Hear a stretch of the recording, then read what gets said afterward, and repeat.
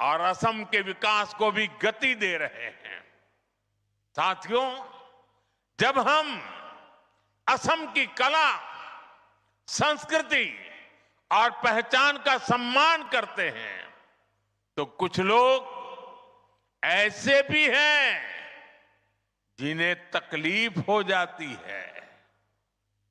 आप सब जानते हैं, असम का सम्मान किस पार्टी के लोगों को अच्छा नहीं लगता? जवाब एक ही है, कांग्रेस पार्टी। वो कौन सी पार्टी है जिसने भूपेन हजारिका जी को भारत रत्न देने का विरोध किया था? कांग्रेस पार्टी। असम में सेमी कंडक्टर यूनिट का विरोध किस पार्टी ने किया था? खुद कांग्रेस की कर्नाटका सरकार के एक मंत्री ने, जो कांग्रेस के राष्ट्रीय अध्यक्ष के बेटे भी हैं। उन्होंने सेमी कंडक्टर यूनिट का आसाम में क्यों लग रही है, इसका विरोध किया। साथियों, आज भी मैं जब असम की संस्कृति से जुड़ी कोई चीज पहनता हूं, अगर गमोछा अगर मेरे साथ होता है, तो कौन सी पार्टी असम का मजाक उड़ाती है? कांग्रेस पार्टी। भाइयों बहनों, असम और बोडोलैंड क्षेत्र इतने दशकों तक मुख्य धारा से कटा रहा। इसकी जिम्मेदार केवल और केवल कांग्रेस ही है। कांग्रेस ने अपने सियासी फायदे के लिए असम में अस्थिरता पैदा की। कांग्रेस ने असम को हिंसा की आग में धकेला। आजादी के बाद असम के सामने भी चुनौतियां थी, लेकिन कांग्रेस ने क्या किया? कांग्रेस ने उन समस्याओं के समाधान खोजने की जगह उन पर सियासी रोटियां सेकी। जरूरत विश्वास की थी, लेकिन कांग्रेस ने विभाजन को बढ़ाया। जरूरत संवाद की थी, लेकिन कांग्रेस ने उपेक्षा की, बातचीत के रास्ते बंद किए। खासकर बोडोलैंड क्षेत्र, बोडोलैंड के लोगों की आवाज कभी ठीक से सुनी ही नहीं गई।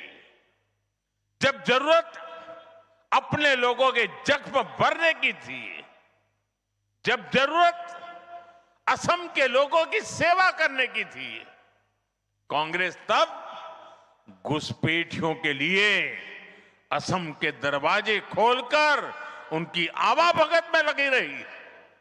साथियों, कांग्रेस असम के लोगों को अपना नहीं मानती है।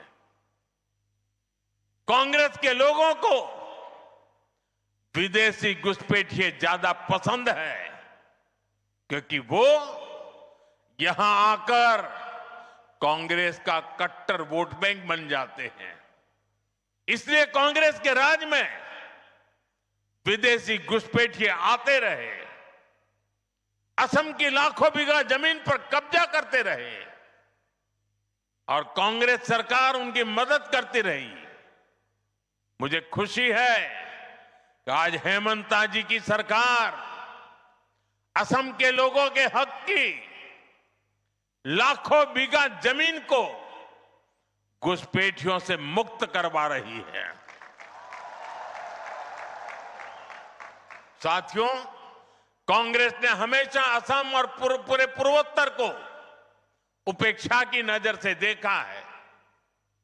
जो कांग्रेस के लोग पूर्वोत्तर के ही विकास को जरूरी नहीं मानते थे, उनका ध्यान आखिर असम के विकास पर कैसे जाता।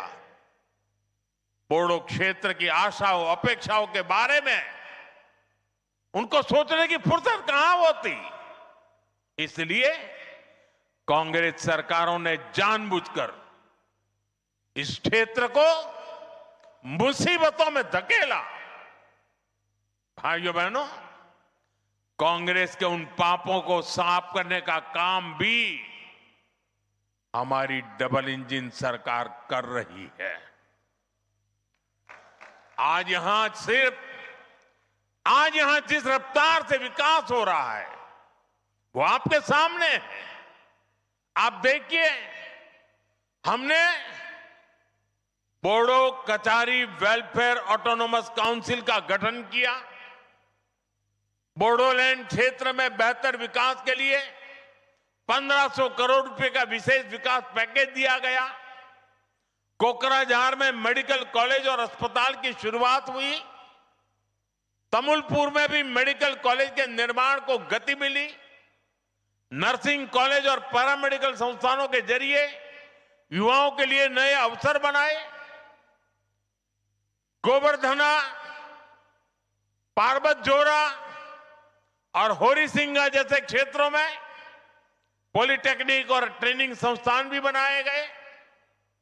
साथियों, बोडोलैंड के लिए अलग वेलफेयर डिपार्टमेंट और बोडोलैंड एडमिनिस्ट्रेटिव स्टाफ कॉलेज की स्थापना भी की गई।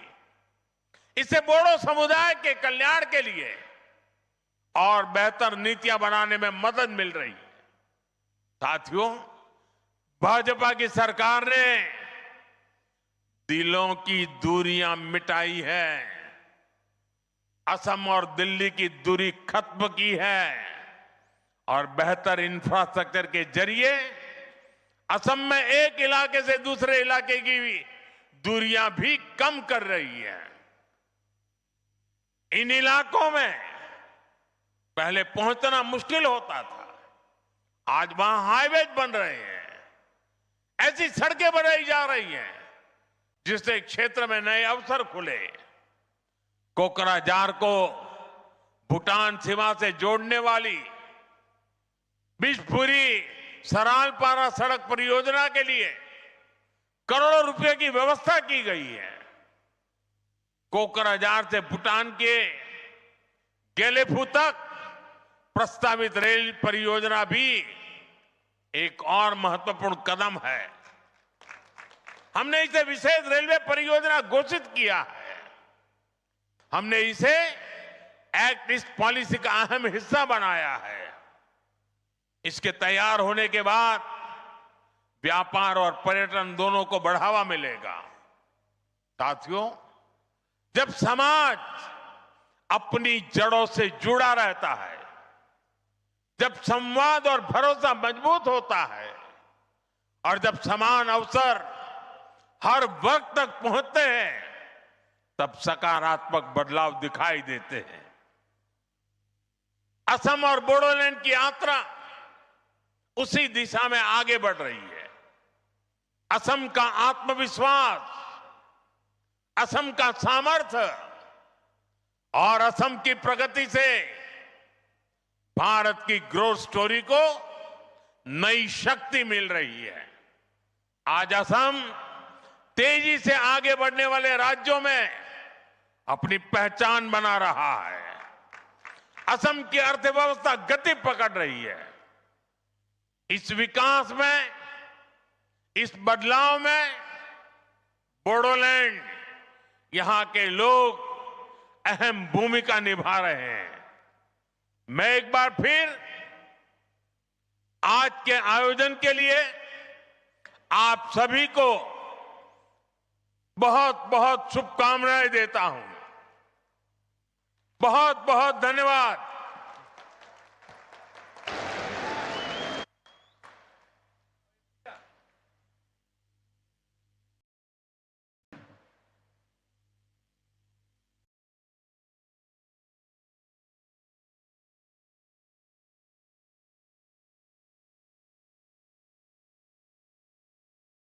भाग्य है कि मुझे असम की संस्कृति, यहां की बोडो परंपराओं को करीब से देखने का अवसर मिलता रहा है। प्रधानमंत्री के तौर पर जितना मैं असम आया हूं, पहले कोई पीएम नहीं आया है। मेरी हमेशा इच्छा रहती है असम की कला और संस्कृति को बड़ा मंच मिले। भव्य आयोजनों के जरिए इसकी पहचान देश और दुनिया में बने, इसके लिए पहले भी लगातार प्रयास होते रहे हैं।